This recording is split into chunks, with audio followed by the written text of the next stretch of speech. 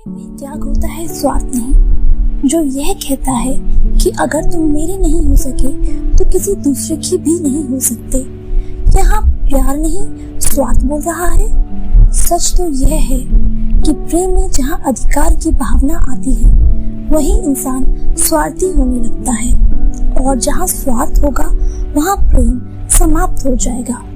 उपयुक्त पंक्तियां पढ़ते पढ़ते विनय ने आंखें मूंद ली। एक एक शब्द सत्य है इन पंक्तियों का। क्या उसके साथ भी ऐसा ही कुछ घटित नहीं हो रहा? अतीत का एक एक पल उसकी स्मृतियों में विचरण करने लगा। विनय जब छोटा था तभी उसके पापा गुजर गए। उसे और उसकी छोटी बहन संजना को उसकी माँ सपना ने बड़ी कठिनाइयों से पाला था। वह कैसे भूल सकता है वे दिन जब माँ बड़ी कठिनाइयों से 2 वक्त की रोटी जुटा पाती थी। अपने जीवन काल में पिता ने घर के सामान के लिए इतना कर्जा ले लिया था कि पीएफ में से कुछ बचा ही नहीं था। माँ को आज से ज्यादा कल की चिंता थी। उसकी और संजना की उच्च शिक्षा के साथ साथ उन्हें संजना के विवाह के लिए भी रकम जमा करनी थी। उनका मानना था कि दहेज का लेन देन अभी भी समाज में विद्यमान है। कुछ रकम होगी तो दहेज लोभियों को संतुष्ट किया जा सकेगा, अन्यथा बेटी के हाथ पीले करना आसान नहीं है। बड़े प्रयत्न के बाद उन्हें एक स्कूल में अध्यापिका की नौकरी मिली, पर वेतन इतना नहीं था कि घर का खर्च ही चल पाता। फायदा बस इतना हुआ कि अध्यापिका की संतान होने के कारण उन दोनों को आसानी से स्कूल में दाखिला मिल गया। माँ ने उनकी देखभाल में कोई कमी नहीं होने दी। आवश्यकता का सभी सामान उन्हें उपलब्ध कराने की उन्होंने कोशिश की। इसके लिए उन्होंने ट्यूशन भी पढ़ाई। उन दोनों ने भी माँ के विश्वास को भंग नहीं होने दिया। माँ की खुशी की कोई सीमा नहीं रही जब मैट्रिक में उसने राज्य में प्रथम स्थान प्राप्त किया। स्कूल की तरफ से स्कॉलरशिप तो मिली ही, उसको पहचान भी मिली। यही 12वीं में भी हुआ। उसे आईआईटी में दाखिला तो नहीं मिल पाया, पर नीट में मिल गया। संजना ने भी अपने भाई विनय का अनुसरण किया। उसने भी बायोटेक्नोलॉजी को अपना करियर बनाया। बच्चों को अपने अपने सपने पूरा करते देख माँ को सुकून तो मिला, पर मन ही मन उन्हें यह डर भी सताने लगा, कहीं बच्चे अपनी चुनी डगर पर इतने मस्त ना हो जाएं कि उनको ही अनदेखा करने लगे। अब वे उनके प्रति ज्यादा ही चिंतित रहने लगे। माँ स्कूल कॉलेज की हर बात को बार बार पूछती, उनके मित्रों के बारे में भी हर संभव जानकारी लेने का प्रयास करती। विनय और संजना ने कभी उनकी इस बात का बुरा नहीं माना, क्योंकि उन्हें लगता था कि माँ का अतिशय प्रेम ही उनसे यह करवा रहा है। भला माँ को उनकी चिंता नहीं होगी तो किसे होगी? माँ की खुशी की सीमा ना रही जब इंजीनियरिंग की पढ़ाई पूरी होती ही उसे एक अच्छी मल्टीनेशनल कंपनी में नौकरी लग गई। संजना का भी कोर्स पूरा होने वाला था। माँ ने उसके विवाह की बात चलानी प्रारंभ कर दी। संजना अभी विवाह नहीं करना चाहती थी। वह रिसर्च पर अपना करियर बनाना चाहती थी। उसने अपना पक्ष रखा तो माँ ने यह कहकर अनसुना कर दिया कि मुझे प्रयास करने दो। यह कोई आवश्यक नहीं कि तुरंत अच्छा रिश्ता मिल ही जाए। संयोग से एक अच्छा घर परिवार मिल ही गया। संजना के मना करने के बाद भी माँ ने अपने अधिकार का प्रयोग कर उस पर विवाह के लिए दबाव बनाना शुरू कर दिया। विनय ने संजना का साथ देना चाहा तो माँ ने उससे यह कहा कि मुझे मेरी एक जिम्मेदारी पूरी कर लेने दो। मैं कुछ गलत तो नहीं कर रही। तुम स्वयं जाकर लड़के से मिल लो। अगर कुछ कमी लगे तो बता देना, मैं अपना निर्णय बदल दूंगी। और जहाँ तक कि संजना की पढ़ाई का प्रश्न है, वह विवाह के बाद भी कर सकती है अपनी पढ़ाई। विनय तब समीर से मिला था। उसमें उसे कोई भी कमी नजर नहीं आई। आकर्षक व्यक्तित्व होने के साथ वह अच्छे खाते पीते घर से है। कमा खा भी अच्छा रहा है। समीर इंजीनियरिंग कॉलेज में लेक्चरर है। माँ ने जैसे दिन देखे थे, जैसा जीवन जिया था, उसके अनुसार उसे उनका सोचना गलत भी नहीं लगा। वो एक माँ है। हर माँ की इच्छा होती है कि उनके बच्चे जीवन में जल्दी सेटल हो जाएं। आखिर वह संजना को मनाने में कामयाब हो गई। संजना और समीर का विवाह धूमधाम से हो गया। संजना के विवाह के उत्तरदायित्व से मुक्त होकर माँ कुछ दिनों की छुट्टी लेकर विनय के पास आ गई। एक दिन बातों बातों में उसने अपने मन की बात उनके सामने रखते हुए कहा, माँ, अब आपकी सारी जिम्मेदारियां समाप्त हो गई हैं। अब नौकरी करने की क्या आवश्यकता है? अब आप यहीं रहो। बेटे के मुख से ये बातें सुनकर माँ का मन भाव विभोर हो गया। आखिर इससे अधिक एक माँ को और क्या चाहिए। उन्होंने त्याग पत्र भेज दिया। कुछ ही दिनों में वे उस घर को किराए पर उठाकर तथा वहाँ से कुछ आवश्यक सामान लेकर उसके पास आ गई। उसने भी आज्ञाकारी पुत्र की तरह माँ का कर्ज उतारने में कोई कसर नहीं छोड़ी। घर के खर्च के पूरे पैसे माँ को लाकर दे देता, हर जगह अपने साथ लेकर जाता, उनकी हर इच्छा पूरी करने का हर संभव प्रयास करता। धीरे धीरे पुत्र की जिंदगी में उनका दखल बढ़ता ही चला गया। वे उससे एक एक पैसे का हिसाब लेने लगी। अगर वह कभी मित्रों के साथ रेस्टोरेंट में भी चला जाता तो माँ कहती, बेटा, फिजूल खर्ची उचित नहीं है। आज की बचत कल काम आएगी। माँ अपने जीवन का अनुभव बांट रही थी, पर ये नहीं समझ पा रही थी कि बेटा अब बड़ा हो गया है। उसकी भी कुछ आवश्यकताएं हैं, कुछ इच्छाएं हैं। दिन में 3-4 बार फोन करती। रात को अगर आने में देर हो जाती तो 10 तरह के सवाल करती। इसलिए वह मित्रों की पार्टी में भी सम्मिलित नहीं हो पाता था। झुंझलाहट तब बढ़ गई जब देर रात तक उसे ऑफिस में काम की वजह से रुकना पड़ता और माँ को ये लगता कि वह दोस्तों के साथ बाहर घूम रहा है। माँ के तरह तरह के प्रश्न उसे क्रोध से भर देते, खासकर तब जब माँ घुमा फिरा कर सवाल पूछती और यह जानने का प्रयास करती कहीं उसके मित्रों में कोई लड़की तो नहीं है। उनका आशय समझकर भी वह उन्हें कुछ नहीं कह पाता तथा माँ को अपने प्रति अतिशय प्रेम चिंता समझकर टालने की कोशिश करता। माँ का उसकी जिंदगी में दखल और माँ के प्रति उसका अतिशय झुकाव भांपकर मित्रों ने भी माँ की पूछ कहकर उसका मजाक बनाना प्रारंभ कर दिया। कोई कहता, यार तू तो अभी बच्चा है, कब तक माँ का आंचल पकड़कर घूमता रहेगा? आंचल छोड़कर मर्द बन। कुछ निर्णय तो अपने आप ले। मित्रों की बात सुनकर उसका आत्मसम्मान डगमगाता, स्वाभिमान को चोट भी लगती, पर वह चुप रह जाता। अब उसे लगने लगा था कि माँ का अपने बच्चों के प्रति प्यार स्वाभाविक है, पर उसकी सीमा रेखा होनी चाहिए। बच्चों को एक स्पेस मिलना चाहिए। कम से कम उसे इस बात की तो छूट देनी चाहिए कि वह कुछ समय अपने हम उम्र मित्रों के साथ बिता सके। आज भी उसके मन में माँ का स्थान सर्वोपरि है। आखिर माँ ही तो है जिन्होंने न केवल उसे जिंदगी दी, उसे इस मुकाम तक पहुँचने में कितने ही कष्ट सहे, फिर भी मन में तरह तरह के प्रश्न और शंकाएं क्यों? वे अब भी जो कर रहे हैं उसमें उनका प्यार छिपा है। माँ ने जीवन दिया है, अगर वे ले भी ले तो इंसान उनके कर्ज से मुक्त नहीं हो सकता।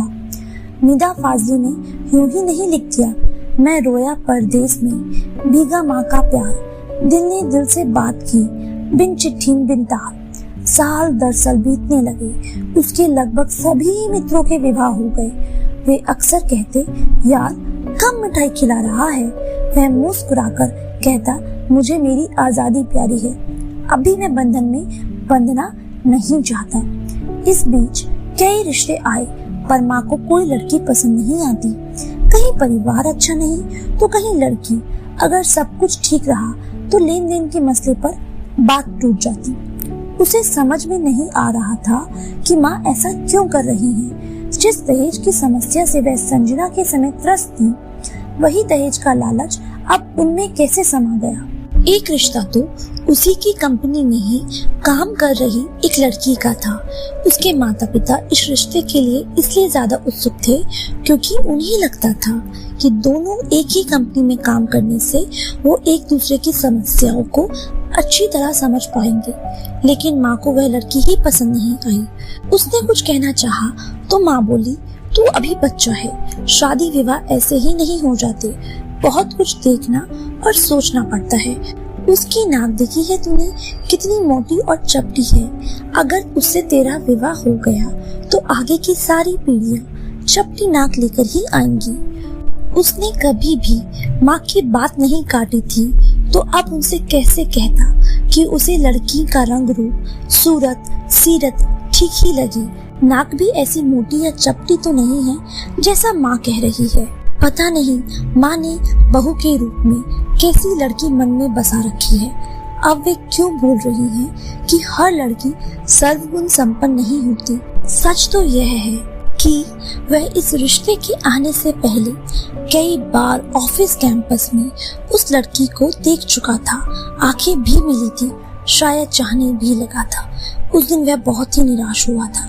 उसे अपना एक सपना टूटता महसूस हो रहा था, पर माँ के खिलाफ जाकर कुछ कहने या करने का प्रश्न ही नहीं था। वह सब कुछ सहन कर सकता था, पर माँ की आंखों में आंसू नहीं। दिन बीत रहे थे, बच्चों की स्कूलों की छुट्टी हो गई थी। माँ ने संजना को छुट्टियों में बुला लिया तो उसे भी लगा कि चलो अच्छा है, दिल दिमाग पर छाई निराशा से मुक्ति मिलेगी। संजना के आते ही घर में रौनक आ गई। उसका 2 वर्षीय बेटा दीप तो उसे छोड़ता ही नहीं था। मामा, हमें यह चाहिए, हमें वह चाहिए, और वह खुशी खुशी उसकी हर डिमांड पूरी करते करते थकता नहीं था। भैया, कब तक यूं ही अकेले रहोगे? अब तो भाभी ले आओ। आखिर माँ कब तक तुम्हारी गृहस्थी संभालती रहेगी? इन्हें भी तो आराम चाहिए। एक दिन संजना ने बातों बातों में कहा, कोई लड़की पसंद आए तब ना, विवाह गुड्डे गुड़ियों का खेल तो नहीं है जो किसी से भी कर दे।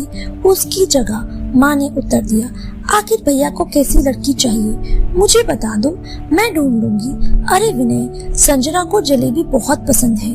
आज छुट्टी है, अभी दीप भी सो रहा है, जा ले आ, वरना वह तेरे पीछे पीछे लग लेगा। माँ ने बात का रुख मोड़ते हुए कहा, ठीक है माँ। उसने कपड़े बदले तथा चला गया। अभी आधी सीढ़ी ही उतरा था कि उसे याद आया कि बाइक की चाबी लेना तो भूल ही गया।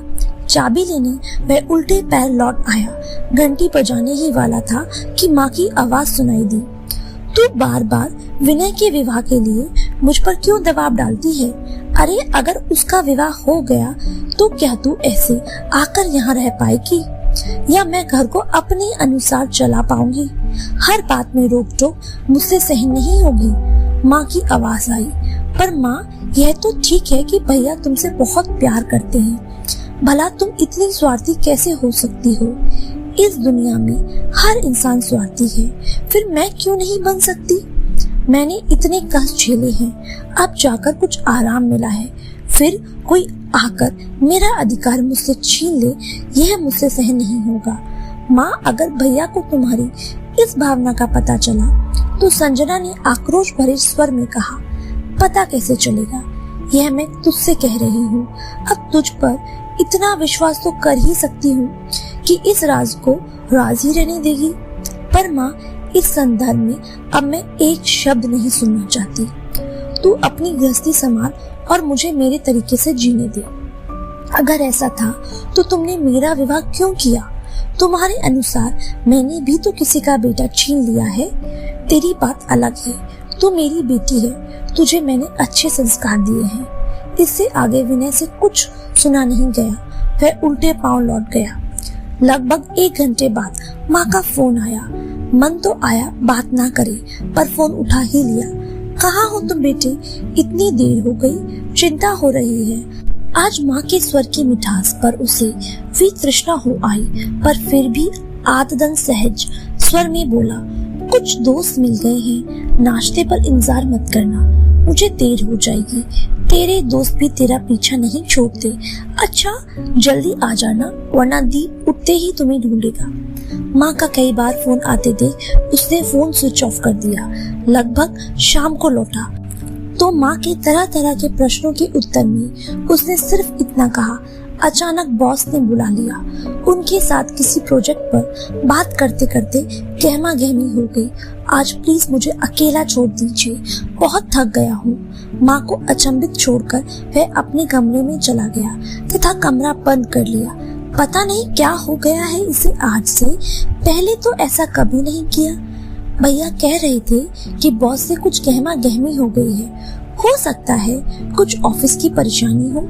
अगर कुछ परेशानी भी है तो ऐसा कमरा बंद करके बैठने से थोड़ी ही हल हो जाएगी। आज तक तो हर परेशानी मुझसे शेयर करता था, फिर आज कहीं उसने वह बात। माँ, तुम भी ना जाने क्या क्या सोचती रहती हो। उसके कानों में दीदी के वाक्य पड़े। खाने के समय माँ व दीदी उससे खाने के लिए कहने आई, पर उसने कह दिया मुझे भूख नहीं है, मैंने उनके साथ ही खा लिया था। विनय जानता था कि उसके इस व्यवहार से माँ और दीदी दोनों आहत होंगी, पर वह अपने आहत मन का क्या करे। मन नहीं लगा तो वह किताब लेकर बैठ गया। वैसे भी किताबें उसकी सदा से ही साथ रही थी। उसकी लाइब्रेरी शरद चंद्र से लेकर चेतन भगत, शेक्सपियर से लेकर हैरी पॉटर जैसे नए पुराने लेखकों की किताबों से भरी पड़ी थी। जब मन भटकता था तो वह किताबें लेकर बैठ जाता था। मन का तनाव तो दूर हो ही जाता था, साथ ही मन को शांति भी मिल जाती थी। किताब पढ़ते पढ़ते अचानक उसकी निगाह पुनः उन पंक्तियों पर पड़ी। तो क्या अब माँ के प्रेम में स्वार्थ आ गया है, जिससे उनमें अनचाहा डर पैदा हो गया है। परिस्थितियों पर नजर डाली तो लगा माँ का डर गलत नहीं है, पर उनका सोचना तो गलत है। उन्हें यह क्यों लगने लगा है कोई दूसरा आकर उनसे उनका अधिकार छीन लेगा। अगर वह अपना निस्वार्थ प्रेम बनाए रखते हैं तो अधिकार छीनेगा नहीं, वरन उसमें वृद्धि ही होगी। अगर मैं उनका सम्मान करता हूँ, उनकी हर इच्छा का पालन करता हूँ, तो क्या उनका कर्तव्य नहीं है कि वे मेरी भी इच्छा का सम्मान करें, मुझे बंधक बनाकर रखने के बजाय थोड़ी स्वतंत्रता दे। अगर माँ मेरे विवाह का प्रयास नहीं चाहती तो मैं स्वयं प्रयास करूँगा। आखिर मेरी भी कुछ इच्छाएं हैं, मैं कर्तव्य के साथ अधिकार भी चाहता हूँ। माँ को मुझे मेरा अधिकार देना ही होगा। मैं संजना से बात करूँगा, अगर उसने साथ दिया तो ठीक, वरना मर्यादा लांघनी ही पड़ेगी। आखिर जब बुजुर्ग अपनी ही अंश की भावना को ना समझे तो बच्चों को मर्यादा लांघनी ही पड़ती है। इस विचार ने उसके मन में चलती उथल पुथल को शांति दी। घड़ी की ओर देखा तो 2 बज रहे थे। वह सोने की कोशिश करने लगा। साल भर पश्चात विनय ने संजना और विशाखा के साथ अपने अपार्टमेंट के सामने कार खड़ी की। संजना ने कार से उतरकर कहा, भैया आप भाभी को लेकर पहुंचो, तब तक मैं आरती का थाल सजाती हूँ। अरे संजना, तू अचानक, ना कोई सूचना, कहाँ है समीर और दीप? माँ ने दरवाजे पर उसे अकेला खड़ा देखकर प्रश्न किया। वे भी आ रहे हैं, पर माँ अभी आरती का थाल सजाओ, भैया भाभी लेकर घर आए हैं। भाभी? क्या कह रही है तू? वह ऐसा कैसे कर सकता है, मुझे बिना बताए इतना बड़ा फैसला? ऐसा करते हुए एक बार भी मेरा ख्याल नहीं आया। क्या तू भी इसमें शामिल है? माँ ने बौखला कर कहा। हाँ, मैं भी। माँ, अगर अपना सम्मान बनाए रखना चाहती हो तो खुशी खुशी बहू का स्वागत करो। मैं आरती का थाल सजाती हूँ, और हाँ, तुरंत होटल नटराज के लिए निकलना है। कोर्ट मैरिज हो चुकी है, समाज की मोहर लगाने के लिए वहाँ पर रिसेप्शन के साथ विवाह की रस्में भी पूरी करनी है। कार्ड बढ़ चुके हैं, थोड़ी देर में मेहमान भी आने प्रारंभ हो जाएंगे। यहाँ कोई हंगामा ना हो, इसलिए समीर दीप को लेकर सीधे होटल चले गए हैं। जितनी तेजी से संजना का मुंह चल रहा था, उतनी तेजी से उसके हाथ भी चल रहे थे। पर लड़की कौन है, उसका परिवार कैसा है? क्रोध पर काबू पाते हुए माँ ने पूछा। लड़की से तुम मिल चुकी हो, भैया के साथ ही काम करती है। क्या यह विशाखा? माँ तुम्हें चपटी नाक वाली नजर आई होगी, पर मुझे वह बहुत ही सुलझी और व्यवहारिक लड़की लगी, और सबसे बड़ी बात, वह भैया को पसंद है। शादी से पहले हर लड़की सुलझी नजर आती है। माँ, अगर अब भी तुमने अपना रवैया नहीं बदला तो मेरी बात याद रखना, घाटे में तुम ही रहोगी। बच्चे बड़ों से सिर्फ आशीर्वाद चाहते हैं, उसके बदले में बड़ों को सम्मान देते हैं। अगर उन्हें आशीर्वाद की जगह ताने और उल्हाने मिलते रहे तो बड़े भी उनसे सम्मान की आशा ना रखें। वैसे भी तुम्हारे रुख के कारण ही हमें अनचाहे तरीके से यह फैसला लेना पड़ा, और तो और विशाखा के माता पिता को भी बड़ी कठिनाइयों से इस सब के लिए तैयार कर पाए हैं। अब चलो, कहते हुए संजना का स्वर कठोर हो गया था। वह आरती का थाल लिए तेजी से बाहर की ओर चल दी। कहने सुनने के लिए कुछ रह ही नहीं गया था। पंछी के पर निकल चुके हैं और वह अब बिना किसी की सहायता से उड़ना भी सीख चुका है। बहेलिया अगर चाहे भी तो उसे बांध कर नहीं रख सकता। सोचकर माँ ने संजना का अनुसरण किया। संजना बाहर आई तो देखा दरवाजे पर विनय विशाखा के साथ खड़ा है। आरती का थाल संजना माँ के हाथ में पकड़ाकर बोली, भैया पहले मेरी मुट्ठी गर्म करो, तब अंदर आने दूंगी। विनय से मोटा सा लिफाफा पाकर ही वह हटी तथा माँ की तरफ मुखातिब होकर बोली, माँ अब आपकी बारी। पूरी जादूगरनी निकली, अभी से मेरे बेटे को फंसा लिया, आगे ना जाने क्या क्या होगा। मन ही मन बुदबुदाई, भी अंतर मन ने उसे झंझोरा। अब अपना और कितना अपमान करवाएगी। सपना आगे बढ़, खुशियां तेरे द्वार पर खड़ी हैं, खुशी खुशी उनका स्वागत कर। उन्होंने संजना के हाथ से थाल लिया तथा आरती उतारते हुए बोली, अच्छा सरप्राइज दिया तुम लोगों ने, मुझे हवा भी नहीं लगने दी। अगर तुझे इसी से विवाह करना था तो मुझसे कह देता, क्या मैं मना कर देती। संजना, इसमें कुछ मीठा तो रखा ही नहीं है। अब बिना मुंह मीठा करवाए कैसे बहू को गृह प्रवेश कराऊं। आज मीठा तो कुछ घर में भी नहीं है, जा थोड़ा सा गुड़ ही ले आ। विनय और संजना ने एक दूसरे को देखा। माँ में आए परिवर्तन ने उन्हें सुखद आश्चर्य से भर दिया। अब खड़ी ही रहेगी या लाएगी भी। माँ ने पुनः कहा, अभी लाई माँ, कहकर संजना गुड़ लेने अंदर गई तथा विनय और विशाखा ने माँ के चरणों में झुककर उनका आशीर्वाद लिया। धन्यवाद दोस्तों।